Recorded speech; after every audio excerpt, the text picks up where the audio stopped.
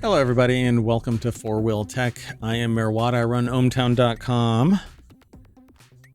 And today we are talking about automobiles at FourWheelTech. It's a news aggregation channel over at ohmTown, which is a site that aggregates news across 50 different major topics. And today we're going to be talking about, today's episode is August 17th, 2025. It's season 2, episode 33. Today we're going to be talking about a classic car auction, an Acura RSX Prototype, Velocity EV concept, Hyundai Tucson N, and a 1967 Tuk Tuk that I might be driving around the mayoral mansion. That and a little bit of snark. Maybe we're going to do this pretty fast because it's a time machine episode, but I'm not going to stop the stream. Let's get going.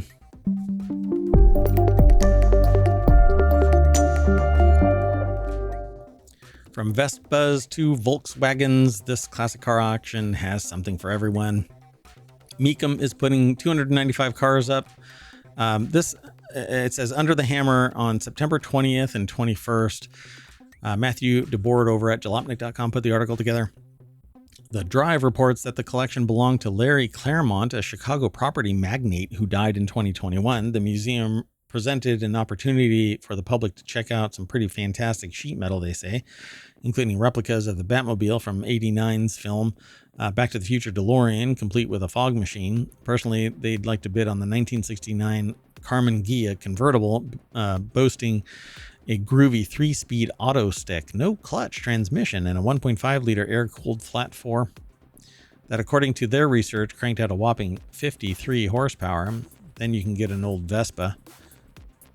It's pretty cool. The Larry's Legacy auction includes 5 Vespas from 1960s as well as a gaggle from the single year of 1984, apparently a favorite for Claremont. And he didn't just dig two-wheeled Vespas. The auction has a 1957 Vespa 400 Coupe, which was actually made in France and, believe it or not, imported to the U.S. in the late 1950s. There's 11 Cadillacs. A no reserve auction is a 1899 mobile steamer roadster that did indeed run on steam and was acquired by the museum in 2024. A horse-drawn hearse, dates to 1844, they say. Anyway, got a lot of cars in this article getting discussed. More serious gearheads, they say, might be drawn to the 1969 Ford Mustang Mach 1 Fastback, an unrestored example, or a 1954 Corvette that was restored to the tune of $100,000. So if you're interested in that kind of thing, it's open to the public the weekend of September 13th and 14th. More than 1,000 pieces of signage and other types of road art will be on the block, and that the museum will host a preview. Go and check it all out. All right, let's keep going. Pedal to the metal, so to speak. The next article is over in FourWheelTech as well. Acura RSX Prototype is a close look at the sporty electric SUV. Sometimes I feel like I'm not actually doing anything right in the recording. I'm kind of spooked. So somebody tell me that this recording is actually sounding all right. So FourWheelTech is where this next article is. Acura RSX Prototype is a close look at the sporty electric SUV that will be made in Ohio starting next year. It's basically 98% of the production RSX design will look like. Just add on real side mirrors, and a slight tweak to the diffuser and front bumper. This is what it's going to look like. Acura RSX Prototype. Daniel Golson over at jalopnik.com put the article together. Initially previewed by the Performance EV concept, that debuted in Monterey Car Week last year. At this year's Car Week that's currently underway, Acura just revealed the RSX Prototype in Honda parlance. That means what you see here is basically 98% of what the production RSX design will look like. This is sporty as hell. I want this. Anyway, Acura hasn't given any dimensions, but it seems to be about the same length as a CR-V. For reference, the wheels are 21 inches, while the production car teaser below is on 20s. It has a dramatically sloping coupe, but it's a 4-door roofline that works quite well. Fairly short front and rear overhangs, a shark-like nose. The tires are out to the edge, except for in the front, they're out to the very far corners. The The back wheels, though, have a little bit of junk in the trunk. It looks like a more sporty Mazda. Yeah, I mean, or one of the Range Rovers, the kind of crossover SUV. So pretty cool looking. As Honda talked about, with its 0 Series prototypes, the new platform will have a focus on lightness and thinness, both in terms of actual mass and visual mass, unlike other current EVs, where you can obviously tell that there's a big fat battery in there. The RSX doesn't carry a lot of visual mass in its lower midsection. It actually, I think this little undercut makes it look more wasp-like, you know, it's kind of tighter. This is actually a design aesthetic that I included in kind of 90% enclosed recumbent motorcycle that I had designed back some 30 years ago. Obviously it never hit the market, but there's a lot of issues with recumbent motorcycles. Anyway, Acura, I heard all of you whining about how you don't want EVs that have fake grills. So the RSX front end doesn't even attempt to mimic an internal combustion vehicle. It just has probably just a cooler that runs runs air across the battery pack. The RSX prototype windows are all blacked out, as this is just a rolling model with no interior. They say we really don't know what to expect from RSX's cabin, but hopefully it'll introduce a new interior design language. Acura does say that the RSX will also use the Osmo OS infotainment system that debuted at CES earlier this year. It says it's going to be built in Ohio starting next year. That looks really good. My God, how much is this thing? Acura says the RSX will go on sale in the second half of 2026, so expect the production car to debut a few months beforehand. The company's investing over $1 billion to make the plant ready to accept next-gen EVs alongside new hybrids and internal combustion vehicles. Yeah, I hope that this thing isn't astronomically expensive, but it's an RSX, so probably something that I can't justify buying. So it just doesn't seem likely that someone will put off from buying the new RSX because of its name and their memories of the original, but it's an EV, so... but I want a hybrid. What I want is a extended range EV. So it has a gas engine and electric motors in it. So we'll see.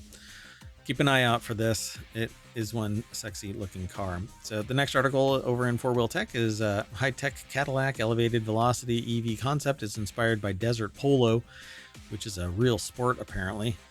According to the article over at jalopnik.com, Aaron Marquis put the article together. This thing looks like a crossbow kind of a thing. Pretty wild. Cadillac has revealed a string of beautiful, powerful concepts over the last few years, and now it's bringing a Dakar-inspired high-performance crossover EV to the sunlit shores of Monterey Bay. This thing looks like it's out of a sci-fi movie. My God. Oh, it's this is all like color-coordinated polo equipment. Has like a whip and glasses and a helmet and gloves. And what are these? Is this the ball? I don't know. Gullwing doors. Opulent velocity concept from last year. Also highlights where the Cadillac design will likely head in the future. The body shape of the concept is pretty obviously inspired by rallying and Dakar. And while not the car, it's Dakar. While the exterior is graceful and intricate, it hardly hints at the wildly inventive and luxury of the interior hiding beneath all that fiberglass. In fact, that's how Cadillac came up with the name. It's elevated in physical size thanks to an air suspension and 24-inch wheels, and elevated in terms of luxury thanks to its opulent color-drenched interior. The velocity part of the name comes from its daring off-road performance. This thing looks like just a beast. It looks like a bird of prey from Star Trek. The car itself is painted in an icy vapor blue paint with blue tinged glass in the windshield and side windows, which really sets off a dark morello and garnet red interior. The lifted luxury crossover comes with 24-inch tires, perfect for playing in the sand or driving down a highway. Yeah, this thing is never going to see any dirt. These seats are wild. This has to be a concept because this would never pass muster. In Elevate mode, the Velocity becomes something of a recovery center for its occupants.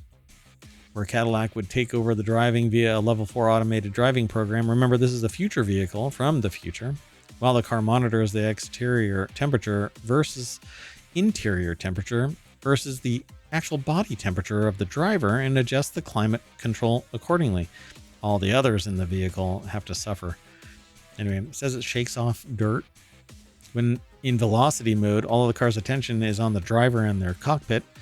That soothing soft white light that initially greeted the driver dims, allowing whoever is in the pilot seat to focus on the task at hand.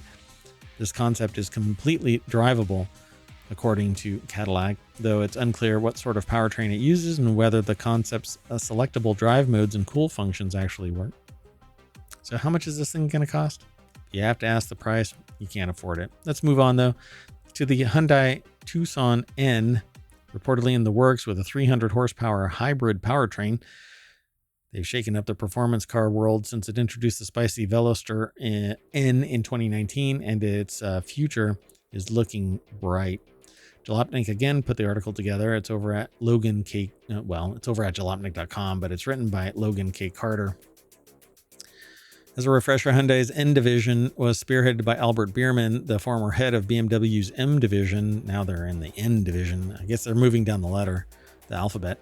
With the E39 BMW M5, the E46 BMW M3, and the Skunkworks BMW 1 Series M. He retired in 2021, but remains an executive technical advisor to Hyundai's performance division. So the car is all draped out with things that mask its design aesthetic, but I think you can extrapolate from the various elements of it.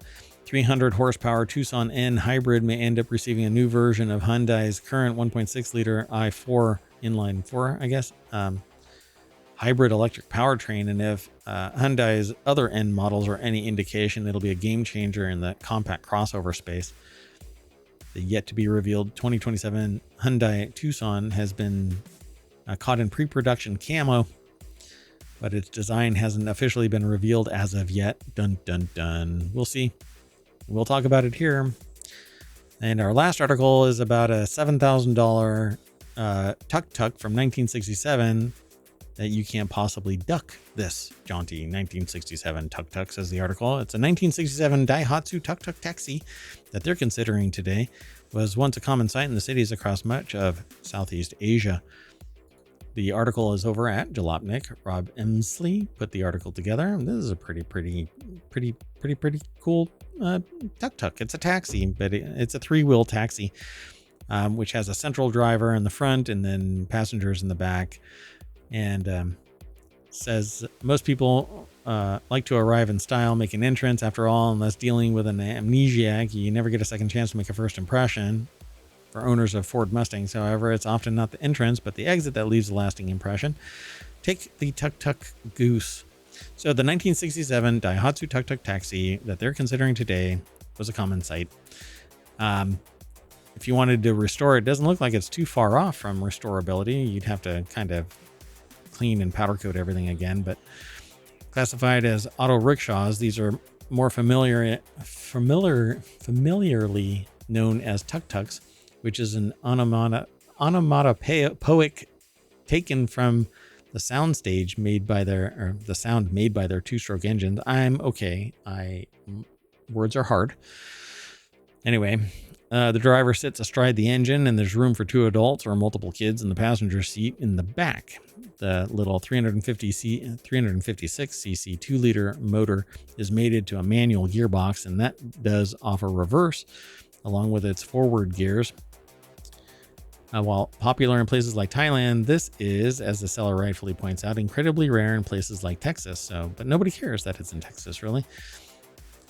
You can go and check it out. It's over at jalopnik.com, and it says here that it's the seller seems to realize this discrepancy, that this one weird offering here in the States, and especially in Texas, where everything from hats and belt buckles to pick-em-up trucks is bigger than average. The seller seems to realize the discrepancy, suggesting that it rightfully should be in a museum or on display at a Thai restaurant.